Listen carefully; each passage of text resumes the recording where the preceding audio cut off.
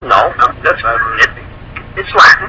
It's oh yeah, you did explain that that is the. I can't remember what you said about it. You did explain it. It's Latin.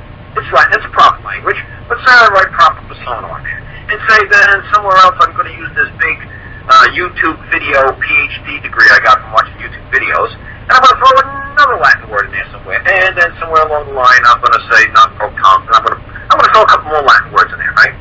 Because I got this PhD from watching YouTube videos, right? Right. How would you like it if their answer was 100% in Latin? Because you spoke Latin. Right. Who's to limit them from making the whole entire complete answer in Latin? Right.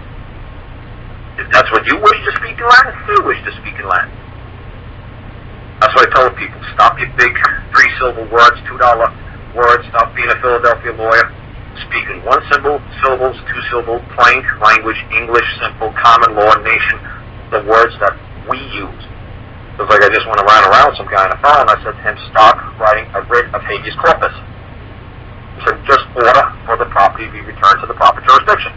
And he said, well, writ of habeas corpus, I said, that's a legalese term of art. Let me put it this way. I said, you walk into McDonald's, you say to anybody behind the counter, oh, I'd like to place a writ with you right now. And they'd be like, you'd like to do what? Oh, I'd like to place my writ now. And the lady in the window would be like, what the hell do you want? We don't serve writs. Yes, you do, ma'am. You take writs all the time. That's all you do all day. If you don't take writs, you don't make money. And they'd say, sir, can you just please drive through and come to the window? Because I don't understand what the fuck you're saying. I said, well, you can say to the man in McDonald's or the woman in McDonald's, I'd like to place my order now. They say, oh, bingo. I know what you want. You want to place an order. So maybe the manager will walk out of the back and say, what does he want? He wants to place a writ. He wants to place an order with you. Just take his freaking order. It's like, buddy, why do you got to talk all silly shit like that? You know she's just a common lady. Just say, I want to place an order. I said, that's how you make your writing before the courts. You just make it in simple, plain language. None of these big words, because if you want to go big words, they're going to go big words. If you want to rely on Hale versus Hinkle, they're going to use the Feldman-Roca doctrine on you. And then that's only, it only takes like 6 semesters for a typical law student to understand the Feldman doctrine. But if you want to say, well, I'm going to rely upon the Erie doctrine, or Hale versus Hinkle, well, they'll throw the old Feldman doctrine on you as an answer. Now go ahead and decipher that nonsense. So you see what I'm saying about keep it simple? Sure. It's like magic. Stop using YouTube PhDs that everybody's getting online and keep it simple. And we can move through these courses like lightning. 1 sentence, done. Does anybody got a claim? No, I'm done. I require leave of court. Is there a proper claim before this court so I can properly answer it? Yes or no? Look over the other side. You got a proper claim?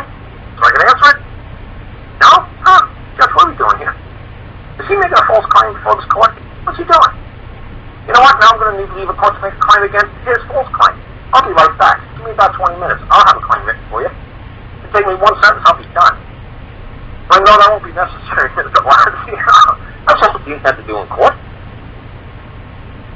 Don't jump up and down and get mad and angry. I know my rights, and you are a free man, and you spell my name in all uppercase, and I don't give a rat's behind if a chicken tap dance is on my paperwork. I say, that's my name. That's my name. But it looks like a symbol for the artist known lately as Prince. Yeah, it kind of looks like his nonsense. All our letters are just a form of hieroglyphics. All our letters are just a form of a symbol in which we interpret to mean a certain thing. So space aliens are going to come down and read us gibberish and go, oh boy, that's English hieroglyphics from the 19th century. Then they're going to try to decipher our nonsense. It's just symbols. That's all it is. See, this name nonsense, that's what I tell people. I said, boy, man, I wish I really was on this name kick. Because I could really waste everybody's time for 2-3 hours on all the bullshit I've learned over the years. What the name means this, and uppercase, boy, I should sure waste your time on stuff that has absolutely nothing to do in this nation. In this nation, it doesn't matter. Like I said, any simple person could go before a court and point their finger and said, that man owes me $50 and he won't pay me back. That's a claim. There's the injury, there's the wrong, there's the harm, there's the loss, there's the breach of contract. Hey, I got it. Because the man doesn't have to know how to sign his name. The man doesn't have to write his name. This is a nice, simple country. Because everybody who moved to this country, like my dad, he couldn't read or write English. He spoke German, and he could read a little German. if he had to go to court, he could hold his own. That's how this country was made, because people from all over the world were coming here. And they just said, okay, you know what? What's the custom of the people? How do you Italians do it? This Italian did this. I have no idea what you guys are doing. Eskimo did this to another Eskimo. Is that a proper thing to do to another Eskimo? You know, it's like, yeah, that's what we do all the time. We rub noses to each other. It's like, okay, fine, you know, that's what we do. Or this is what we do with a polar bear. I didn't know. I thought that was pretty bizarre. But no, it's a custom of other people. That's not unlawful. Okay, but, you know, you try to do that in New York City to somebody, they'll punch you in the face. You say, no, we rub noses here all the time. Oh, I don't know. You rub a nose with a polar bear? Yeah, we rub a nose with a polar bear. Oh, you're pretty crazy. You rub a nose with a complete stranger? Oh, yeah, complete stranger. Well, you can't just grab somebody walking down 42nd Street by the ears and rub their nose. You know, that's a crime. That's assault. You can't do that nonsense. So the real trick is going to be able to, once you give them your simple notice, to be able to back it up by taking them to court, to common law court. Yeah. Be able to pull that off. You don't even have to say common law court. That's what I'm saying. You just file your claim in court. And like I said, it's based on what you're writing. If you're saying the action is a trespass, and the trespass is, you know, administering property without a right, that's pretty well says it all. Trespass, you're not using any kind of California statute code for trespass under section 1234, because I'm sure there's a trespass code in California. This law paperwork has absolutely no codes. It's not relying upon any precedents based on some code that happened in the past or any of their, you know, because you don't know how they moved Hale versus Hinkle. I don't know what jurisdiction it moved under. I believe it was under some sort of commercial law. And I know Hale versus Hinkle had something to do with an accountant of a fruit and vegetable company in New York, and the state attorney general from New York State was trying to acquire all the records from the company, and Hale said, no, you're just going to get the, what do you think we can pay taxes on? The import of what? Bananas. And all the paperwork you're going to get is for the bananas. We're not going to give you the apples and oranges and watermelons and everything else.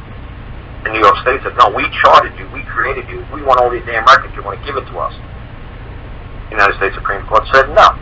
The corporation has, can use the Fourth Amendment, Fifth Amendment, the right to self-incrimination. They don't have to testify against themselves, and they could be secure in their paper and property, just like a man who's sovereign. So everybody says, oh, Hale versus Hinkle. Supreme Court said man is sovereign. Well, basically has to do with an import-export company for fruits and vegetables. Now, if you want to say your case on Hale versus Hinkle, okay. You know, you're just trying to stretch it and saying, well, a fruit and vegetable company has rights. Well, so do I. Why? Just say I'm a man. Just by saying I'm a man, there you go. Then now you have rights. It's self-explanatory.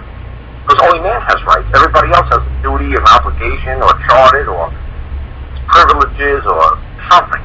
But only man has rights. You just say I'm a man. There you go. When I enter course in commerce, my name is Bill. And there you go. And that's about it. You don't have to do uppercase, lowercase. You can make this, so when I enter course in commerce, I'll use the symbol formerly known as the artist known as Prince. Believe me, I'm sure when Prince went into a bank with that crazy question mark, whatever symbol he had, I'm sure his check cleared. I'm sure they said, oh, yeah, I didn't recognize that symbol mark. Oh, yeah. That's what he uses to enter course in commerce in the public. There you go. Doesn't make anybody have control over him because he uses that symbol. Nobody could get into his personal affairs. Only person that he engaged with is the person that he put the paperwork to and said, I will willingly now consent to sign this piece of paper, and now I'm joined with you on a you know, within this document, within the terms and conditions set forth in this contract. That doesn't mean the person can swing his body around. It doesn't mean he owns his body now. They sold his soul.